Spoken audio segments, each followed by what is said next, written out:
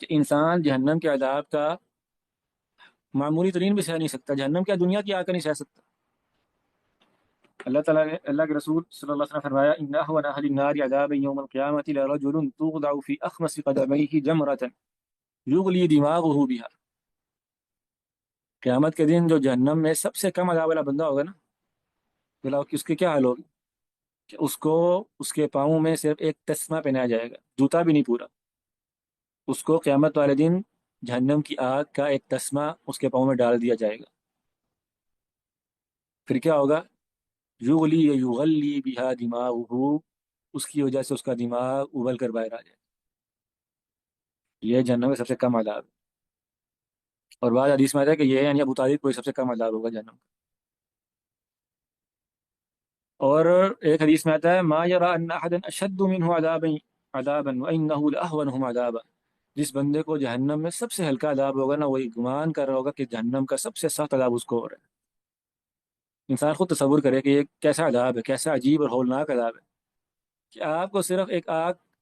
کا جو ہے نا، عافان اللہ وایاکم من ذلک، ایک تسمہ پہنایا گیا کسی بندے کو، اور صرف اس تسمے کی شدت سے انسان کا جو دماغ ہے وہ ابل کر باہر آ گیا۔ یہ کم عذاب ہے، یہ اس عذاب کی کم ترین صورت ہے۔ اور حدیث میں آتا ہے کہ جس بندے کو جہنم میں سب سے کم عذاب ہوگا نا، اللہ تعالیٰ اسے کہیں گے ان لک ما فی الارض من شیء اکنت تفتدی به، اگر آج تیرے لیے زمین ساری بھر دی جائے کہ تو اس کو اللہ کی راہ میں دے کے اپنا آگ چھڑا لے، تو کرے گا ایسا؟ نہیں، تجھے جہنم سے فدیہ دینے کے لیے، اپنا آگ چھڑانے کے لیے پوری زمین دے دی جائے، یعنی تیرے پاس پوری زمین ہو، جتنا اس میں جو کچھ ہے، اور وہ سب تجھے دینا پڑے صرف اس عذاب سے بچنے کے لیے، تو اس طرح کرے گا کہ نہیں کرے گا؟ تو بندہ کہے گا کیوں نہیں کروں گا، میں تو فوراً کروں گا۔ پوری زمین میرے پاس ہو، میں اس عذاب سے، اس آزمائی سے بچنے کے لیے میں اس کو فوراً دے دوں گا۔ اللہ فرمائیں گے اردت منک اهون من هذا، میں نے تو تجھ سے اس سے بہت ہلکا طلب کیا تھا، میں نے تو اس سے بہت کم بات طلب کی تھی تجھ سے،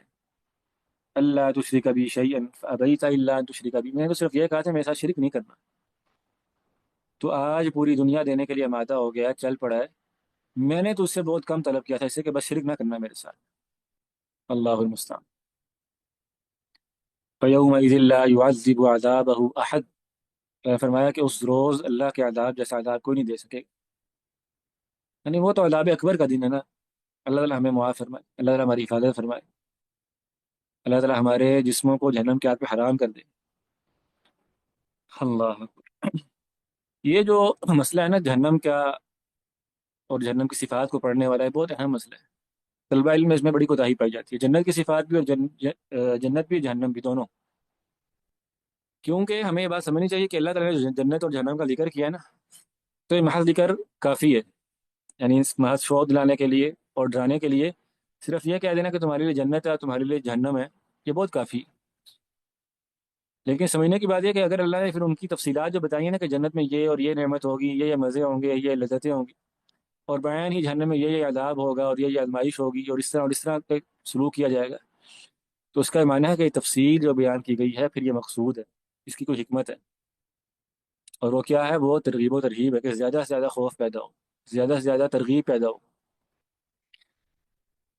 اور اللہ کے رسول صلی اللہ علیہ وسلم کی حدیث کا بہت بڑا حصہ ہے وہ جہنم کی صفات پر مشتمل ہے، جنت کی صفات پر مشتمل ہے، قرآن مجید کا بہت بڑا حصہ ہے ایسا۔ ٹھیک ہے، تو ہم لوگ تو انٹلیکچوئل جب سے ہو گئے نا، ہمیں بخار آ گئی عقل کا اور دنیا پڑھنے کا اور سمجھدار ہونے کا، تب ہمیں لگتا ہے کہ جنت اور جہنم کی باتیں یہ تو عام بندوں کی باتیں ہوتی ہیں، یہ باتیں تو وہ مولوی کرتا ہے جس کے پلے کچھ اور ہوتا ہی نہیں، تو یہ کتنی خباثت اور جہالت کی بات ہے۔ جنت اور جہنم یہ سب سے بڑا قضیہ ہے، سب سے بڑا قضیہ ہے علی الاطلاق، اور اس کی باتیں انسان کو نہ پتہ ہوں، ان کو سن کے انسان پر اثر نہ ہوتا ہو، یہ بڑی عجیب بات ہے۔ اس لیے علماء نے ہمیشہ سے اس بات کا اہتمام کیا کہ جنت اور جہنم کے اوپر مستقل کتابیں لکھی جائیں اس کی صفات کے اوپر۔ تو جہنم کا چونکہ ذکر ہمارے سامنے ہے، تو اس پر جو یعنی سب سے آپ کہہ لیں شاندار کتاب ہے وہ ابن رجب رحمہ اللہ کی التخویف من النار، ابن رجب رحمہ اللہ کی کتاب ہے التخویف من النار، جہنم سے خوف دلانا، یہ بہت شاندار کتاب ہے۔ اسی طرح ابن ابی دنیا رحمہ اللہ کی بھی ایک کتاب ہے صفت الجنہ، صفت الجنہ بھی ہے، صفت النار بھی ہے، دونوں پر کتاب ہے ابن ابی دنیا رحمہ اللہ کی۔ صفت الجنہ کا معنی کہ جنت کی صفت، یعنی جنت کے بارے میں کیا کیا بیان ہوا ہے، اور صفت النار یعنی جہنم کی کیا صفت ہے، جہنم میں کیا کیا ہوگا، تو یہ بہت ضروری ہے۔ یہ پڑھنا بھی بہت ضروری ہے، یہ واعظ اور نصیحت کے لیے بھی بہت ضروری موضوع ہے، اور یہ مذاکرے کے لیے بہت ضروری موضوع ہے۔ ٹھیک ہے، ہمارے عام طور پر مذاکرے میں یہ موضوع نہیں ہوتا، جنت کا موضوع، جہنم کا موضوع، اللہ سے ڈرنے کا، اللہ سے امید کا موضوع، یہ بہت ضروری موضوعات ہیں۔ تو طلبہ علم کو ان کے اپنے مذاکرات میں، اپنے روزمرہ کی مجالس میں بھی ان باتوں کا ذکر کرنا چاہیے، جیسا کہ صحابہ کرام کیا کرتے تھے۔